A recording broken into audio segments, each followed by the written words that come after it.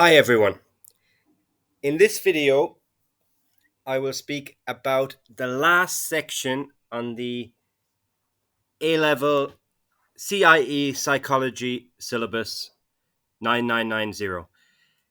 This comes under Satisfaction at Work, and it's called Attitudes to Work. There are three sections: Workplace Sabotage, Absenteeism, and Measuring Organizational Commitment. And all of these are possible consequences of low job satisfaction. And all three have a reference or an actual study that you need to know about. Um, and you can find the source material online to study in more detail, and you should do so. So we'll start with Giacalone and Rosenfeld, who conducted a study about sabotage in the workplace. So you should be able to identify the four main types that they identified and describe and evaluate the two questionnaires that they made: the sabotage methods questionnaire and the sabotage reasons questionnaire. We'll start with what is sabotage. This is just a generic definition: to deliberately destroy, damage, or obstruct, especially for political or military advantage. That is not exactly what we're talking about. We're not talking about political or military advantage.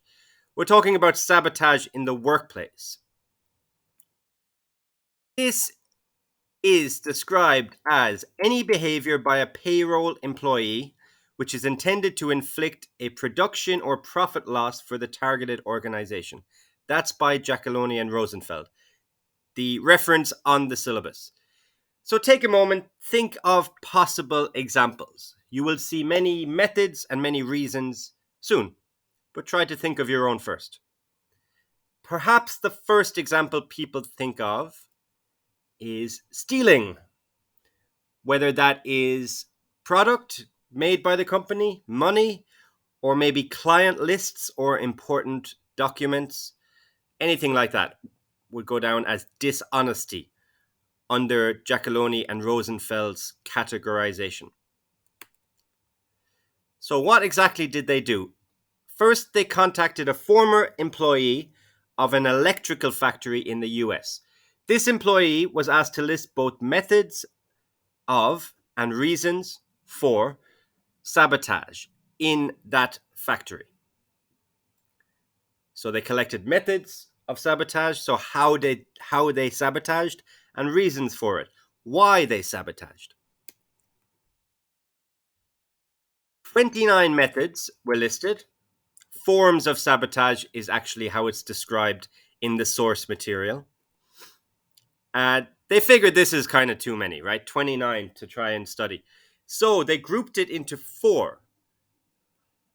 Those four: work slowdown, so anything that slows down productivity; destruction of machinery, premises, or products, I think speaks for itself; causing chaos is a little bit more abstract, and it often refers to causing conflict amongst workers that might affect the productivity of the organization. And finally, dishonesty, which I referred to already. So, examples of each one. If you wish, you can pause and try to think of some. Work slowdown. An example might be doing personal work on company time.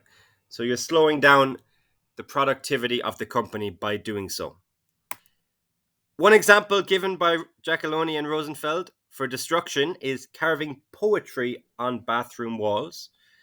Generally, this might refer to something vulgar. I'll let you use your imagination.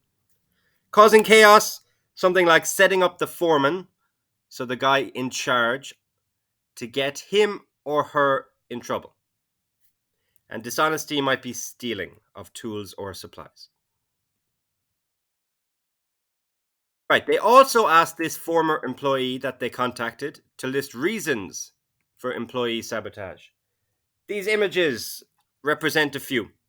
Just for fun or just for laughs is one. Self-defense is another. Generally speaking, we're not talking about physical self-defense, though. More like occupational self-defense, so defending uh, their own contribution to the organization, and just frustration at the work. They identified 11 reasons they did not feel the need to categorize them further.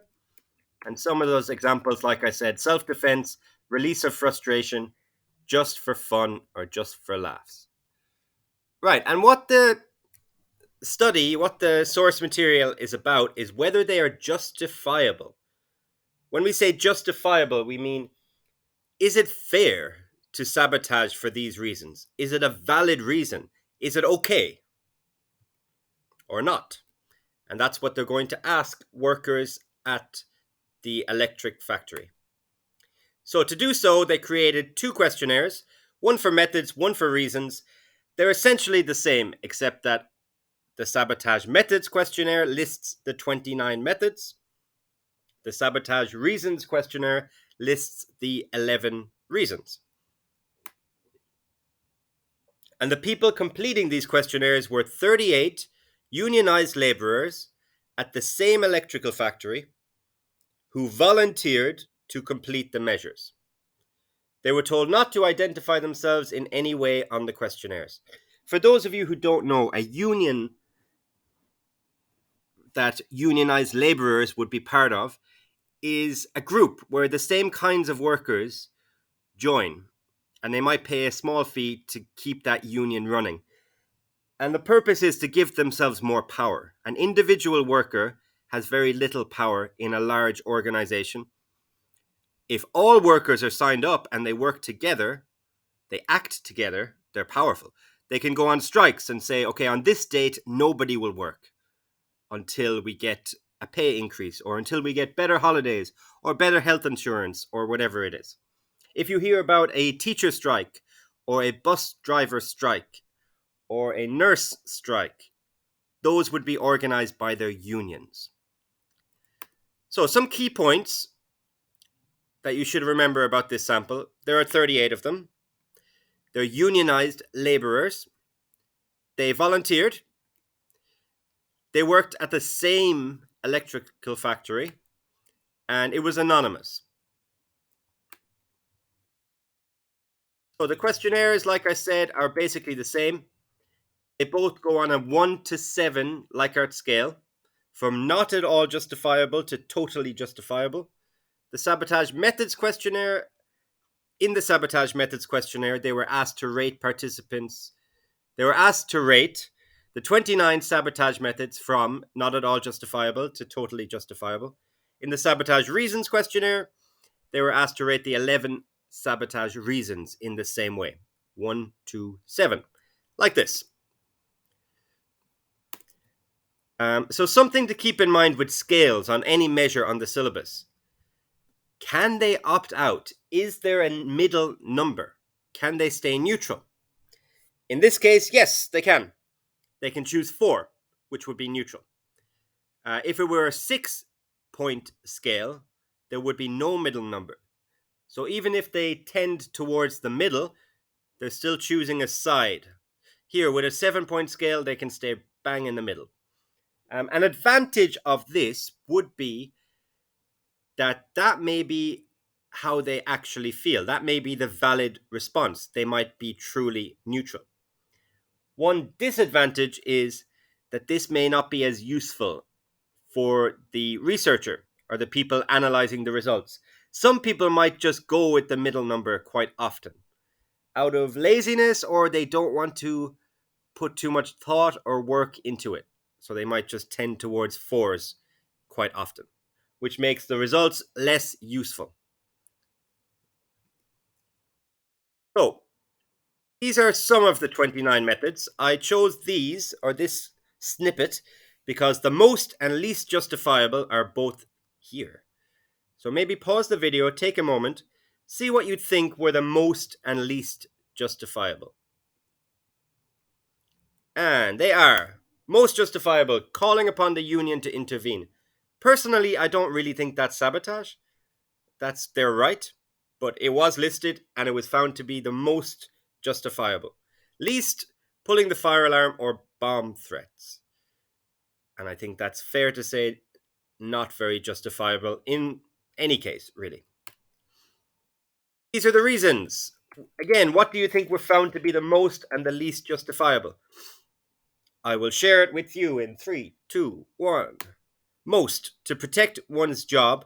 Self defense was also up there, but to protect one's job had the highest score. And just for fun or laughs, was fairly voted or chosen as the least justifiable. Okay, so after they got their results from the 38 unionized laborers, they divided them into high reason acceptors and low reason acceptors. They used a median split, which means put their scores in rank order and split it right down the middle. So they would get 19 on each side. The low reason acceptors rarely found reasons to be justifiable. The high reason acceptors often found reasons to be justifiable.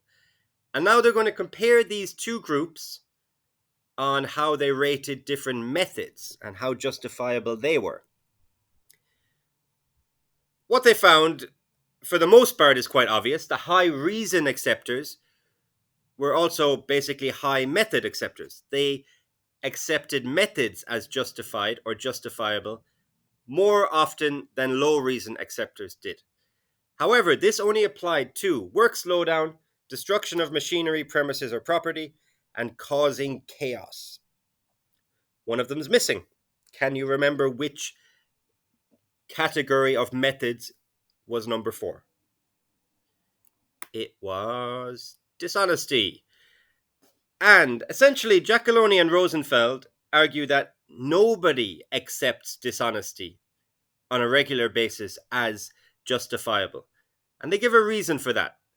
And that is that dishonesty can benefit the saboteur, whereas the other 3 don't. They only sabotage the company. But dishonesty can also benefit the saboteur. So they did not differ. The high and the low reason acceptor groups didn't differ in their justification of dishonesty as a means of sabotaging the company. Neither group saw it as justifiable. The reasons given, like I said, dishonesty can lead to personal gain, so that it might be seen as self-serving. They might be seen as no more than a thief. Okay, so if we're going to evaluate this section, just some things to think about.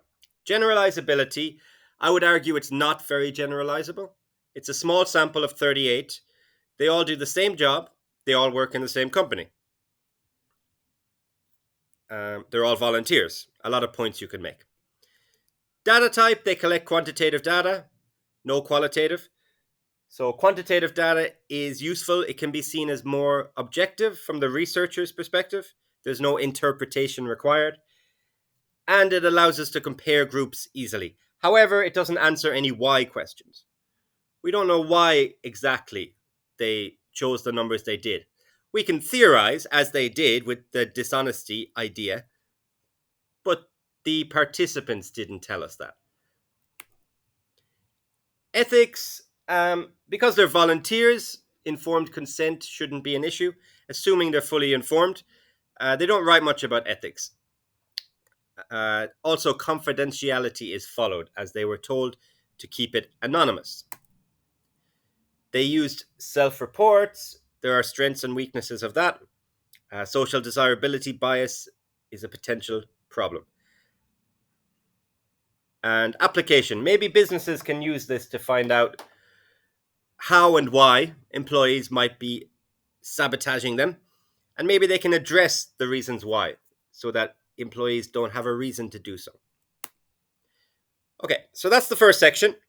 Next up, we've got absenteeism. I'm not entirely sure how to say these names, but I'm going to go with Blau and Bohl. I've only read them.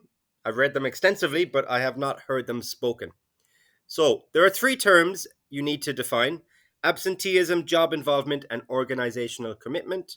There are 4 types of absences outlined by the authors, and they give us a model as well, based on how job involvement and organizational commitment affects the types of absences people take.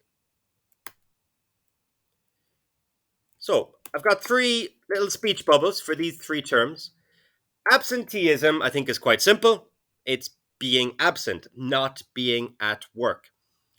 And I am sick, cough, cough, speech bubble refers to that. The other two are less clear. So, Paul on the left. Hi, I work for Oxford University. My name is Paul. Imagine these people are just meeting someone new and they're introducing themselves. And this is the first thing they say. That means a large part of their self identity comes from who they work for, what organization they work at. That's organizational commitment. When your self identity and your self esteem is based on where you work. Lisa on the right starts her introduction with, Hi, I am a teacher. So her self identity is not predicated, does not depend on where she works, it depends on what she does. That is job involvement, when your self esteem and your self identity depend on what exactly you do, not where you work or who you work for. So those with high organizational commitment identify with the organization they work for. They feel positively about the goals and values of the organization, like I said. High job involvement means they identify with what they do. So their job is an important part of their self-image. And absenteeism just means not being at work. So you can pause here and take a look at exactly how Cambridge have described this on a mark scheme. It's all accurate, but it's not very detailed. But you can pause here, take a look, and it gives you a good outline of this section. So before we go on to the types of absences, the authors write about withdrawal behaviors as well. So these are behaviors that suggest you're disengaged from the job or the organization. You're not that interested. You're not passionate about it. You're not trying all that hard. Physical withdrawal behaviors include chronic lateness and absenteeism. Chronic means reoccurring, happens a lot. So chronic lateness would be being late regularly. And again, absenteeism is not being there. This can be voluntary or involuntary. If it's voluntary, it's a sign of low job satisfaction. But somebody could be absent a lot due to a medical issue. That's involuntary, and that would not necessarily be a sign of low job satisfaction. So only when it's voluntary. They could be there on time every day, but they're just not there. They're choosing not to, or they're choosing to get up that 20 minutes later, or choosing to stay up, or go somewhere the night before, or whatever it is. That suggests low job satisfaction. They also mentioned psychological withdrawal behaviors. You can pause and think of what this might be. So ways of acting at work. And they might be things like minimal effort, passive compliance, and lack of creativity. Passive compliance, if you break it down, passive is the opposite to active. So you're not very active in what you're doing. You're just kind of going through the motions, doing the minimum. Compliance is doing what you're asked to do or doing what you're supposed to do. So passive compliance means you're doing your job, but you're doing it to the minimum acceptable level. Just getting by, just getting through the day, through the week, whatever it is. Never trying to make it better or never trying to put more work into it. That's passive compliance. And a lack of creativity is not being creative. This could be a psychological withdrawal behavior. It could also just be who someone is. Not everyone is creative by nature. So, onto the main parts of this. 4 types of absences. This is an important part of this section. They are medical, career enhancing, normative, calculative. Got some images to go with them. One or two of them are clear, one or two of them are not. So I'll go through each one. Um, Medical is what it sounds like if you're sick or injured, and it's a response to infrequent and uncontrollable events, hopefully infrequent for most of us. They also group other things in here, events that are not necessarily illness or injury, such as a funeral, something you have to go to and you have no control over. This is rare and it's excused. Career enhancing usually refers to a job interview at another organization. It could also be something like training. Anything an employee does to further their career, to reach their goals in their career. Normative. This is basically doing what is normal within the organization. So patterns emerge here. So if everyone tends to leave early on a Friday, a normative absence would be to do the same. If everyone tends to take one Monday off per month, normative absence would be to do the same. And calculative is taking as many days off as possible. So whatever you can get away with without a serious punishment. That's calculative when it comes to absences. So we've got medical, career enhancing, normative, calculative. And what we're going to do is group employees by organizational commitment and job involvement. And then each group will have one of those absences. It's quite reductionist. It's quite simplistic, which you can write about in an evaluation. So essentially, every worker either has high or low organizational commitment, reductionist in itself. The same again for job involvement, also reductionist. And then you claim that the types of absences they take are based on that.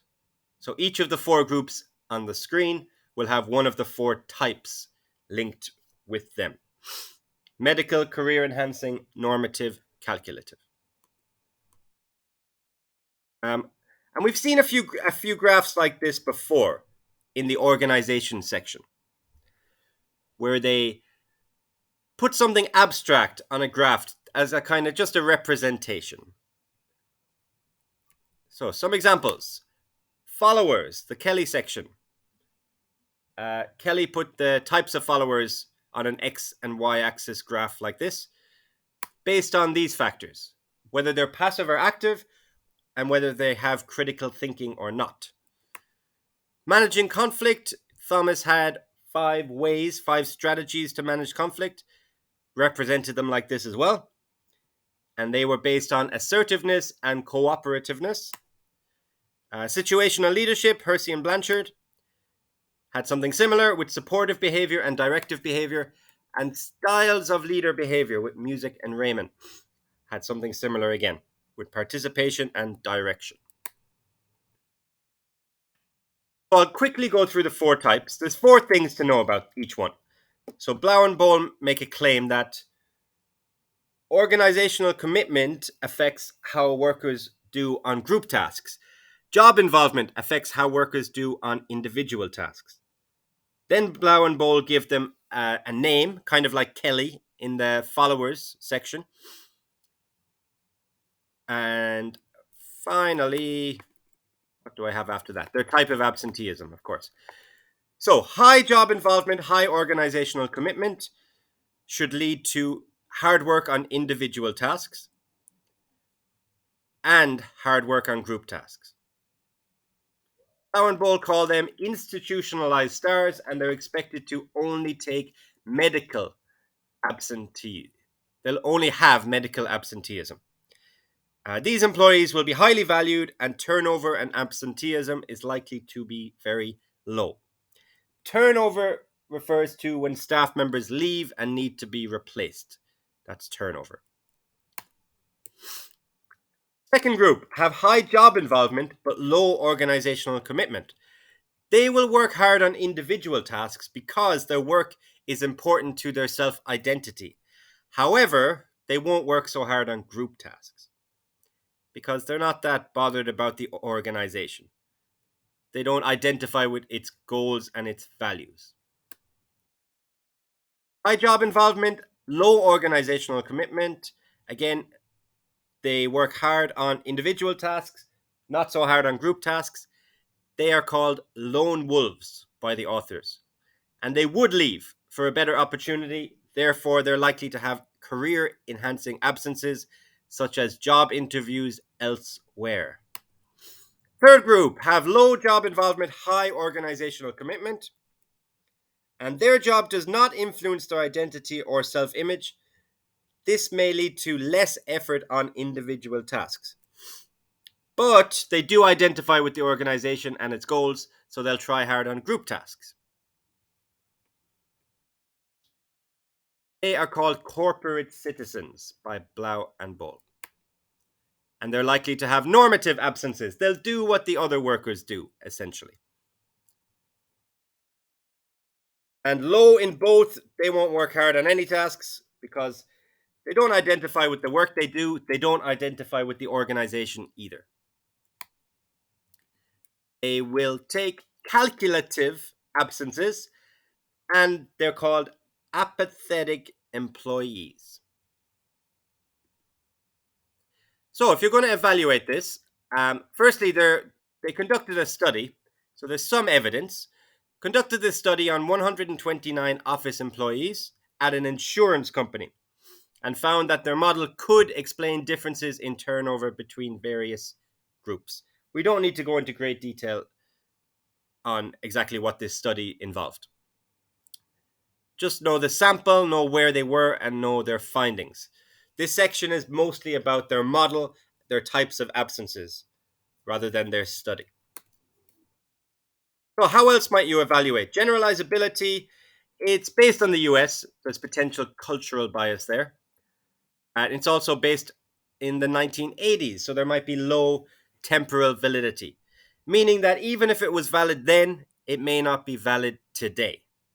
This means it's less useful in today's workplace. You could also talk about reductionism that I mentioned earlier. It reduces absenteeism and turnover to 2 factors, and then claims that based on that, people have specific types of absences. Many other factors are relevant and are essentially ignored. However, to give them some credit, the types of absences are quite broad. So, for example, they allow for family emergencies and funerals within the medical section. Other things you might consider are application. Is this useful? Individual situational. Which does it focus on? Determinism, free will, and cultural bias, which I briefly mentioned in the generalizability section. Right. And finally, the organizational commitment questionnaire by Maude. We're going to describe it, we're going to evaluate it.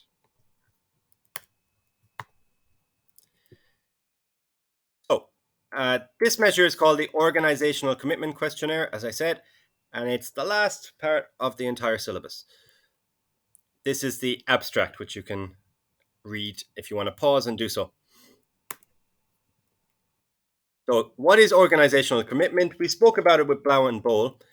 Maude et al. Define it as the relative strength of the individual's identification with and involvement in an organization.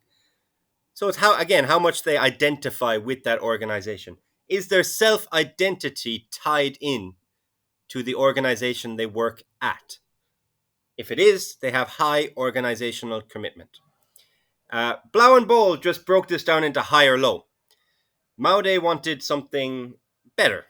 So, Maude was around before Blau and Boll, but this measure gives a quantitative value on organizational commitment. Firstly, how do they kind of outline it? They believe it's characterized by at least 3 related factors. Those are a strong belief in and acceptance of the organization's goals and values. Secondly, a willingness to try very hard for the organization. And thirdly, a strong desire to stay with that organization.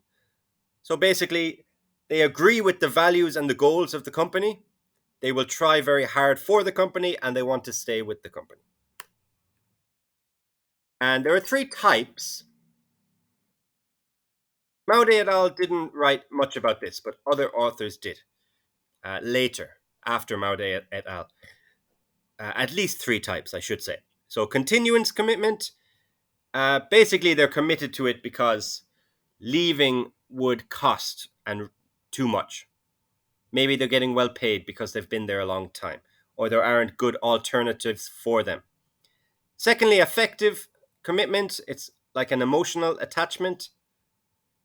They usually strongly agree with the organization's beliefs and values. Thirdly, normative. They stay due to pressure from others, or they feel like they have to. They feel an obligation. Maude et al.'s definition aligns most closely with number 2 there, affective commitment. So the paper, the source material is essentially describing the process of developing this measure and validating it, checking it for reliability and validity. So we'll talk a bit about that later. And it was named the Organizational Commitment Questionnaire, OCQ. Very simple. So a brief description, if you're asked to describe it on an exam, this is like the minimum to pick up a few marks. It's a self-report, so respondents fill it in themselves. It's a 7-point scale, Likert scale, from strongly disagree to strongly agree.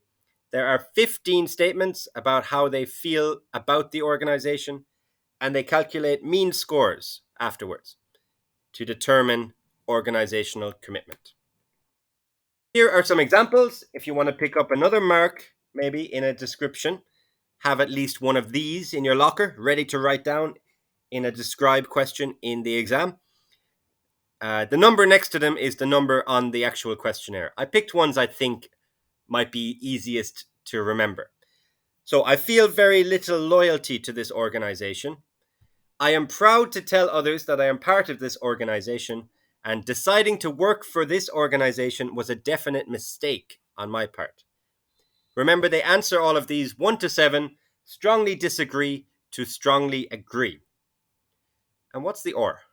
Think about it for a moment, and I will explain it. Think about what it would mean to give answers of 7 to all of these, for example. Would that mean you have high organizational commitment, low organizational commitment? Is it the same for all 3 questions? What are the ors? So the ors are reverse scoring. So 6 of the 15 items were reverse scored. And the reason for this is to reduce response bias. For example, acquiescence bias. Acquiescence bias refers to our tendency to agree more than disagree. So you might end up with a ceiling effect when the scores are higher than they should be if all of them were not reverse scored, because people are likely to agree more than they disagree. We're not quite sure why, but research shows that across different areas on questionnaires that use a disagree to agree Likert scale, people are more likely to agree. So if you reverse score them, that should kind of balance out the effects of this. So initially, it was designed as a measure of general organizational commitment, but now it's understood to measure one of the 3 types I mentioned, which were continuance commitment, affective commitment, and normative commitment. And as I mentioned, the OCQ seems to measure affective commitment and not the other 2. I'm just going to put the whole thing up on the screen across 2 slides. You can pause and read it all if you wish, but we've got the instructions there. We've got the items. They've got ors in there. They probably shouldn't, as people might figure out what that means and it might affect their answers. So the ors might be an example of demand characteristics, which are features of a study or a test that give away the aims. And at the bottom here, we've got responses to each item are measured on a 7-point scale, strongly disagree, all the way up to strongly agree. Right.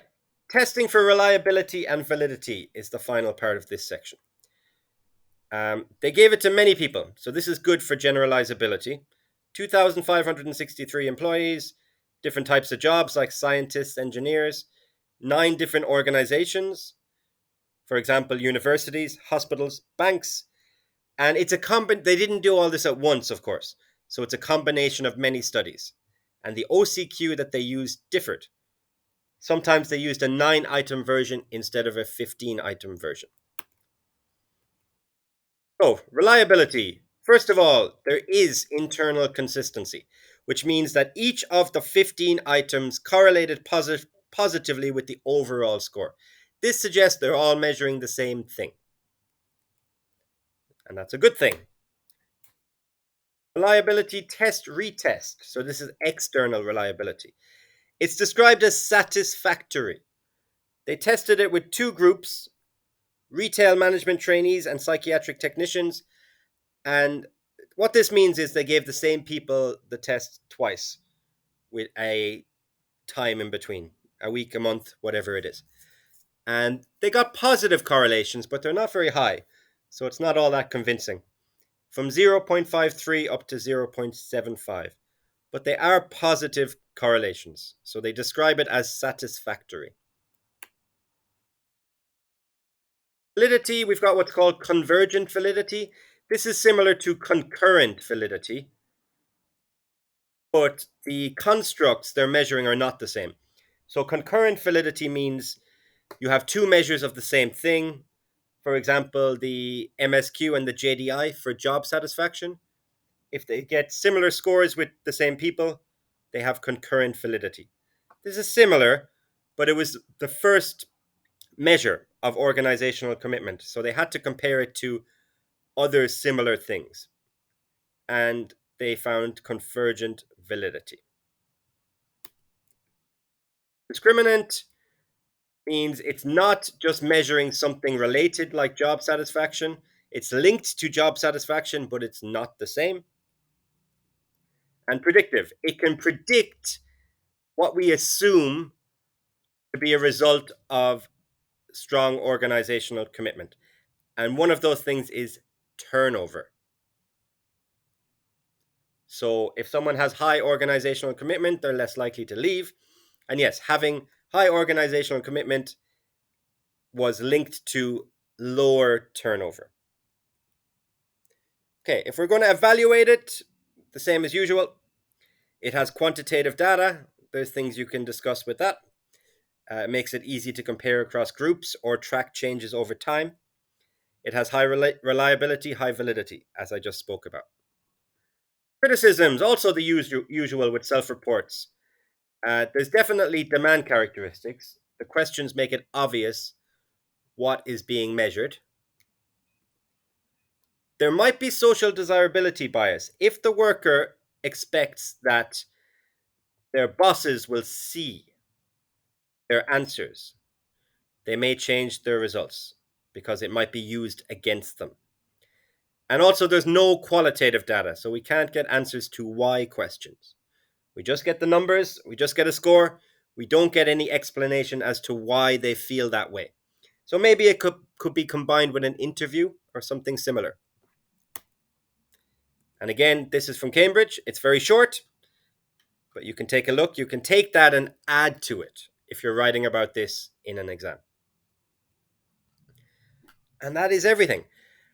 However, before I go, I will quickly and briefly talk about what to do if you are given an 8-mark describe followed by a 10-mark evaluate question for this section. That would be on paper 3. So you might have for 8 marks, describe what psychologists have learned about attitudes to work. For 10 marks, evaluate what psychologists have learned about attitudes to work. For a description, just have 3 paragraphs, 1 for each section. Write down as much as you know as quickly as you can. It's essentially just tell us what you know. That's what the 8-mark describe question is about. No real skill to that, it's just knowledge. The 10-mark question, the evaluate, is more about how you structure it and your evaluation and analysis skills. So you should have at least 3 paragraphs. I always say 3 or 4. 3 big paragraphs, or if you don't have much to say, but you have multiple points to make, you can go for 4. And these paragraphs should be based on the issues and debates or data type or grave, like generalizability, reliability, application, validity, ethics. These are just some of the things you could consider. Psychometrics in general, so self reports, type of data collected, generalizability, remember many participants across 9 organizations, how it could be applied, and temporal validity. Again, is it still relevant today? So, generalizability, it's all based on the US. Giacalone and Rosenfeld studied factory workers. Um, are they different inherently than other workers? Blau and Bowles was designed to apply to a range of organizations. Maybe that's more generalizable. And Maude is the most generalizable, a large and diverse sample. Data. So Giacalone and Rosenfeld and Maude collected quantitative data. There are strengths and weaknesses to this. Maybe it would be stronger with some qualitative data as well. Psychometric self-reports. You can talk about reliability and validity here, as well as response bias issues like social desirability. So you talk about strengths and weaknesses of self-reports within one self-report paragraph. You could also write about 7-point scales, because we have 2 of them here, with the sabotage questionnaires and the OCQ. And application, discuss how you can see organizations applying them. Or if you don't think they're very useful, you can evaluate in that way too. But explain why. Just some ideas there. Temporal validity, they're all based in the 70s or 80s. Not much to say here, so I would probably just bring it into a paragraph on generalizability. I would only include this if I have 4 points, because this might be a short paragraph. And there we have it. That is the attitudes to work section under satisfaction at work on the CIE 9990 Psychology A level syllabus. Thanks for watching. See you next time.